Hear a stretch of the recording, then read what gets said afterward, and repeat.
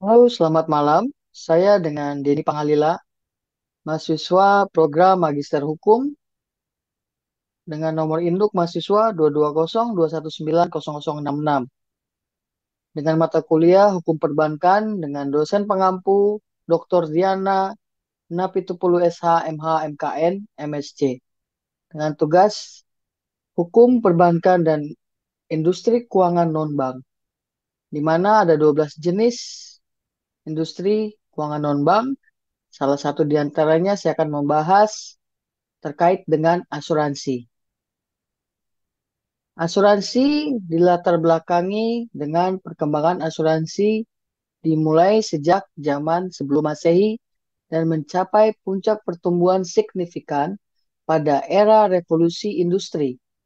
Pada era ini bermunculan produk-produk asuransi seperti asuransi kendaraan, pertanian, pabrik, perjalanan, pesawat, satelit, handphone atau laptop, kesehatan, dan pendidikan.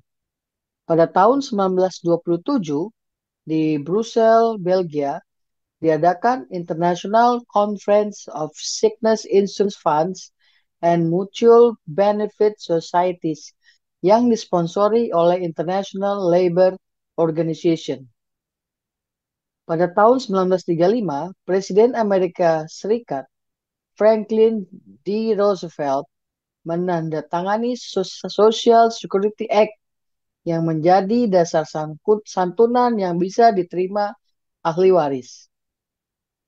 Kemudian, di Indonesia, asuransi pertama adalah Semarang Sea yang didirikan pada tahun 1816.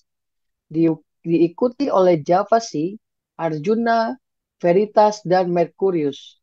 Asuransi jiwa pertama yang muncul di Indonesia adalah Bumi Putra pada tahun 1912 di Magelang. Kemudian NV Industrial Lloyd adalah asuransi non-jiwa pertama di Indonesia yang kemudian berganti nama menjadi Lloyd Indonesia. Dan pada tahun 1953, maskapai reasuransi Indonesia atau Marine didirikan sebagai perusahaan reasuransi swasta, diikuti oleh PT Reasuransi Umum Indonesia atau Indore yang didirikan oleh pemerintah. Pencapaian penting eksistensi asuransi di Indonesia adalah terselenggaranya Kongres Asuransi Nasional Seluruh Indonesia atau KANSI pada tahun 1956 yang kemudian melahirkan Dewan Asuransi Indonesia atau DAI pada 1 Februari 1957. DAI berubah menjadi Federasi Asosiasi Perasuransian Indonesia atau FAPI pada tahun 2002 dan kemudian menjadi Dewan Asuransi Indonesia atau DAI pada tahun 2010. Saat ini, Dewan Asuransi Indonesia atau disebut dengan DAI menaungi semua asuransi, semua asosiasi usaha perasuransian di Indonesia, termasuk Asosiasi Asuransi Umum Indonesia atau AAUI, Asosiasi Asuransi Jaminan Sosial Indonesia atau AAJSI, Asosiasi Asuransi Syariah Indonesia atau AASI, Asosiasi Pialang Asuransi dan Reasuransi Indonesia, serta Asosiasi Adjuster Asuransi Indonesia atau Triple AI. Asuransi atau verzekering atau insurance adalah mekanisme di mana risiko ditransfer dari penanggung atau pihak yang menanggung risiko ke tertanggung pihak yang mengalihkan risiko atas kekayaan atau jiwanya. Penanggung akan membayar klaim atau ganti rugi jika terjadi kerugian atau risiko tertentu yang telah disepakati dalam kontrak asuransi. Ada beberapa istilah dalam asuransi seperti penanggung atau verzekeraar, tertanggung atau versi kerdai, dan asuransi atau asuransi yang memiliki arti penjamin untuk penanggung dan terjamin untuk tertanggung. Kemudian tujuan dari asuransi adalah untuk memberikan perlindungan keuangan bagi tertanggung dan mengurangi ketidakpastian yang dapat timbul akibat risiko. Dalam skim asuransi, ada pihak yang menanggung risiko untuk pihak lain yang menderita kerugian akibat suatu peristiwa yang terjadi. Sebagai timbal balik, pihak tersebut wajib membayar kerugian untuk pihak yang bersedia menjamin. Asuransi dapat diartikan sebagai persiapan yang dibuat oleh sekelompok orang yang masing-masing menghadapi kerugian kecil sebagai suatu yang tidak dapat diduga. Jika kerugian terjadi pada salah satu anggota, maka kerugian itu akan ditanggung bersama oleh mereka. Pasal 246 Kitab Undang-Undang Hukum Dagang atau KUHD menyatakan bahwa asuransi atau pertanggungan merupakan perjanjian di mana penanggung mengikat diri terhadap tertanggung dengan memperoleh premi untuk memberikan ganti rugi karena kehilangan, kerusakan, atau ketidakkeuntungan yang mungkin terjadi akibat peristiwa yang tidak pasti. Pada pasal 1, angka 1 Undang-Undang 40 tahun 2014 menjelaskan bahwa asuransi adalah perjanjian antara perusahaan asuransi dan pemegang polis yang mengharuskan pemegang polis membayar premi sebagai imbalan bagi asuransi untuk A. Memberikan penggantian kerugian, kerusakan, biaya, kehilangan keuntungan, atau tanggung jawab hukum yang dialami oleh tertanggung atau pemegang polis akibat suatu peristiwa yang tidak pasti, atau B. Memberikan pembayaran atas meninggalnya tertanggung berdasarkan manfaat yang telah ditetapkan atau hasil pengelolaan dana. Berdasarkan definisi yang diberikan, unsur-unsur asuransi adalah dapat diterangkan sebagai berikut. A.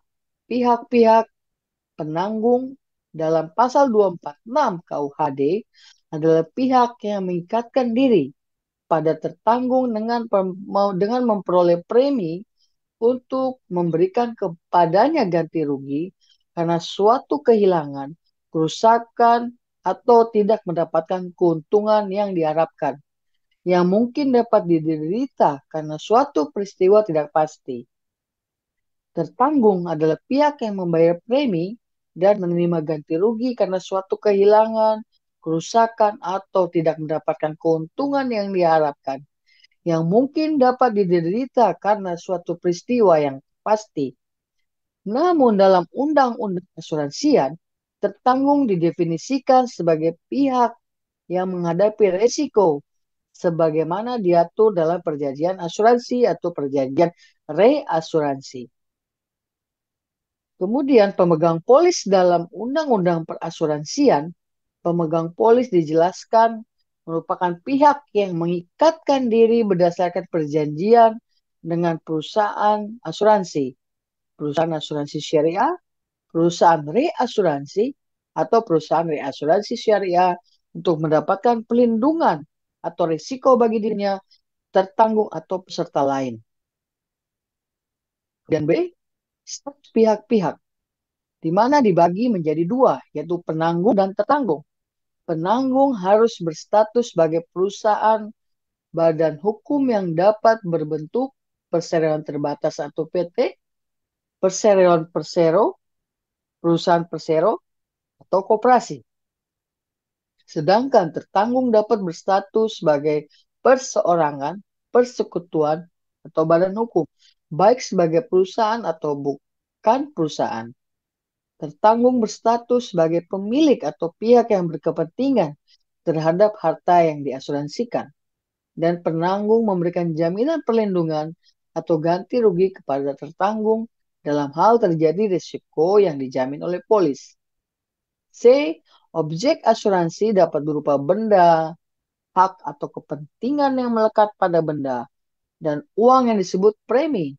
Tujuan pihak adalah tertanggung ingin perlindungan atau ganti rugi. Penanggung ingin keuntungan dari premi dan meminimalisir resiko. Asuransi membagi risiko dan menjamin perlindungan terhadap kerugian finansial yang tidak terduga. D.